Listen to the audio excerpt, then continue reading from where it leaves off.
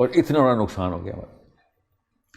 اب اس لیے میں کہہ رہا ہوں کہ جب معاملات اتنی ڈیپتھ کے ہوں، سورہ تکویر پڑھیں، اردو کی ٹرانسلیشن پڑھیں، قریب بھی نہیں آ سکتی اردو، اس لیے سورہ تکویر اردو غیر عرب کو سمجھ ہی نہیں آ سکتی. اور سورہ تکویر کے بارے میں وہ باتیں، سورہ تکویر کے اندر وہ باتیں، اور سورہ تکویر کے بارے میں وہ باتیں کہ خالی اس خزانے کی ویلیو اگر آپ کو میں بتا دوں تو ماتم کرنے کا جی چاہتا ہے، کیونکہ ہمیں تو پتہ نہیں چل رہا کہ یہ کہا کیا گیا ہے. اور میں نے ایک صورت بتائی ہے آپ کو خالی. بہرحال جیسے آپ نے پڑھی ہے سورہ فلق، اب فلق کا وہ مطلب عربی میں ہے ہی نہیں جو ہم نے اردو میں فلق کا مطلب لیا آسمان. قل اعوذ برب الفلق، کیا آسمان کے رب کی قسم. فلق کا مطلب ہے 2 حصوں میں پھاڑ دینے والا، دا فشن. اور جو کسی بھی موقع پہ ڈائمینشن سپلٹ ہوتی، چاہے ایٹم کے لیول پہ ہوں چاہے کائنات کے لیول پہ ہوں، ایول اینڈ گڈ کا سپلٹ ہونا بھی. تو کریشن کا جو فرسٹ ایلیمنٹ اللہ نے جیسے اس ذرے کو پھاڑا تھا اور پوری کائنات نکالی تھی، وہ ہے قل اعوذ برب الفلق. خالی فلق کا لفظ بتا رہا ہوں آپ کو، اور یہ سب سے اپروپریٹ اینڈ سمپلر میننگ ہے.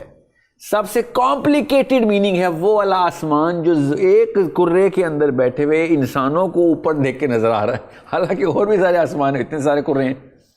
ہم نے اتنا کمپلیکیٹڈ مطلب لیا ہوا ہے، حالانکہ اتنا بڑا سمپل مطلب تھا. اگر قرآن کے اینگل کو سمجھ جائے کہ قرآن کتنی بڑی کتاب، کائنات سے کم بات نہیں کرتا، اور کائنات کی جب بات کرنی ہے تو کائنات کے بلو پرنٹ کے اوپر سے سورہ فلق کا مطلب نکالنا ہے.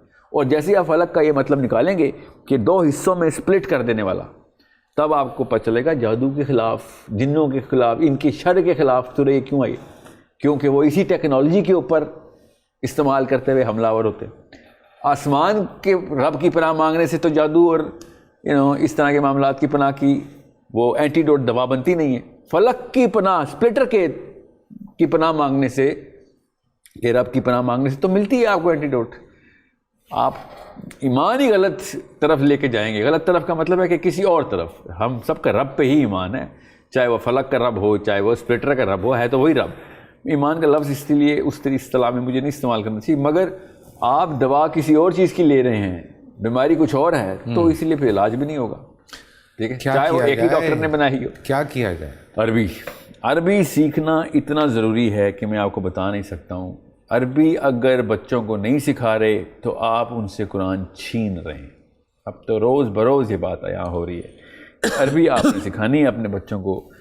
انگلش جس نے سکھاتے ہیں نا، بس اس نے عربی بھی سکھایا. تیسری لینگویج کون کہہ رہا ہے عربی انگلش نہ سکھائیں؟ کون کہہ رہا ہے اردو نہ سکھائیں؟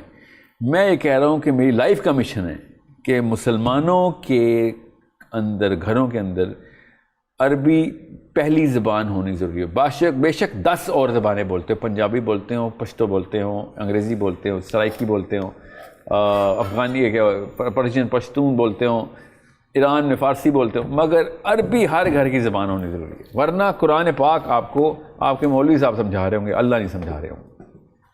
یہ اتنا بڑا فرق ہے. اور میں نے آپ سے کہا نا کہ کئی جگہوں میں 20 30 مطالب ہیں ایک لفظ کے.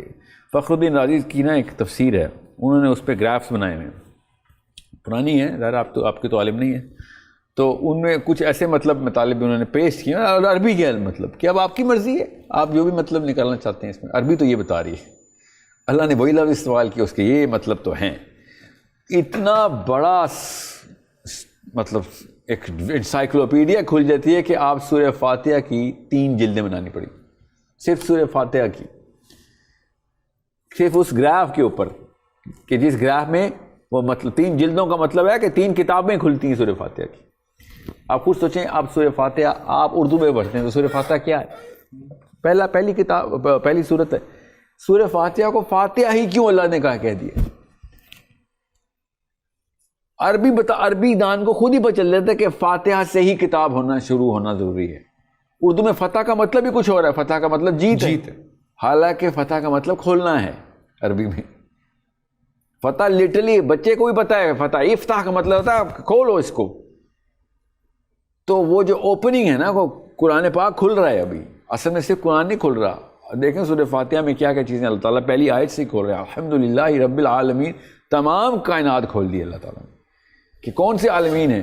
سب سے پہلے دماغ کو کھولا ہے کہ بھئی عالمین کیا ہوا، مطلب ہمارے علاوہ بھی ہیں جہاں پہ معاملات چل رہے ہیں. جی سب سے پہلی قرآن سٹارٹ اس سے ہو رہا ہے. آپ کی ٹریجیکٹری زمین سے ایک دم کائنات کی طرف اللہ تعالیٰ لے کے جاتے ہیں. یہ ہے سورہ فاتحہ کہ کھول کیا رہی ہے چیز, وہ پوری کائنات کا نقشہ کھول کے سامنے بتا رہی ہے کہ کس دن. اور پھر یہ ورٹیکل سپلٹ کیا, ہاریزونٹل سپلٹ بھی اللہ نے کھول دی کہ مالک یوم الدین کے یہاں سے لے کے یہاں تک کے اوپر پہنچو گے, اینڈ میں یوم الدین تک پہنچنا آپ نے.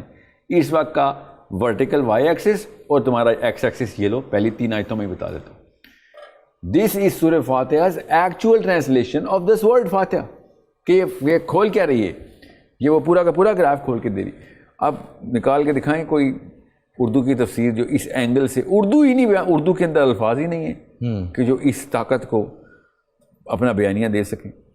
مطلب ترجمے کے لیے بھی ہمیں تفسیر کرنی پڑے گی, اب اتنی کمزور زبان میں ہم. اللہ نے قرآن پاک کے اندر عربی کے اوپر عربی کی ہی آیت بتا دی کہ عربی بھی اللہ تعالیٰ نے قرآن عربی میں نازل کیا, کہ وجہ ہے اس کے پیچھے. اللہ تعالیٰ نے یہ بھی بتا دیا کہ یہ بھی نہ سوچنا کہ ہاں رینڈم ہیپ ہیزڈ اللہ تعالیٰ کیا, کوئی تکے نہیں ہے. اللہ تعالیٰ نے چن کے یہ عربی پہلے تیار کروائی انسانوں سے, ذہن تیار ہوئے, پھر اب قرآن نازل ہوا. خود سوچیں اس وقت بغیر قرآن کے بھی جاہلیہ کے مکہ میں بھی عربی اپنی زبان کی فراست کی وجہ سے کبر میں آ گئے تھے, اتنی بڑی زبان تھی.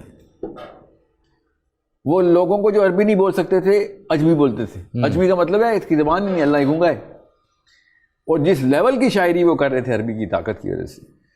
اور اللہ تعالیٰ نے پھر سورہ نوح کی جو آیت ہے وہ ان کو بتانے کے لیے کی کہ یہ لو, یہ بنا کے دکھاؤ, تمہیں زبان کے اوپر ناز, کیونکہ زبان پہ تو ناز تھا. جس طرح موسیٰ کے ٹائم پہ فرعون کے جادوگروں کو اپنے کاہن ہونے پہ ناز تھا, واقعی صحیح جادو کرتے تھے, یہاں تک کہ پریڈکشن صحیح بتائی تھی, بچہ پیدا ہوگا مار دے گا تجھے, صحیح مطلب جادوگری تو کر رہے تھے وہ. اس طریقے سے عربیوں کو زبان کے اوپر واقعی میں عربی میں اتنی طاقت تھی, زبان کی طاقت تھی ان کے اندر. They were very proud. Yeah, and they were rightly in that sort of a state because the language did have that power. اللہ نے پھر جب اپنے الفاظ دیے تو وہ پھر, جی ہاں, ابھی بھی اردو کی جتنی بھی شاعری ہے, بہت اردو کا شغف ہو, اردو کی شاعری کے تمام تر اوزان عربی کے اوپر ہی بیلنس ہوتے ہیں. آپ کر کے دکھائیں, جتنے بھی ہجان کھولیں گے آپ عربی کے اوپر ہے. ہمارا سارا انسٹرومنٹیشن عربی کے اوپر رکھی ہے ہم نے. شعر کوئی بھی اٹھا لیں, اس کا مصرع آپ نے بہر کے اوپر اوزان درست کرنے ہوں تو عربی کے ہی انسٹرومنٹس استعمال کرتے ہیں ہم فارسی سے تو نہیں لے سکتے. تو محتاجی تو ہمارے پاس رہے گی.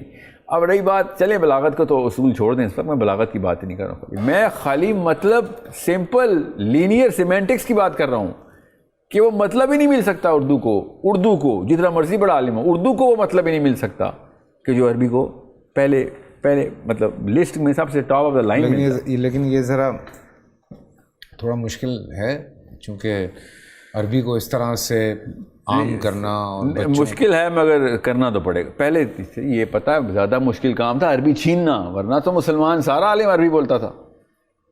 عالم اسلام سارا ٹونیزیا, موراکو, سوڈان, یہ عربی کہاں سے بول رہے ہیں. یہ ہم نے اپنی اناج چمکائی ہے. زیادہ مشکل کام تو ہم نے کر دیا عربی چھین کے, ورنہ عالم اسلام میں عربی کوئی ایسی بات نہیں تھی. 50 سال پہلے تک پاکستان میں بھی عربی مست تھی.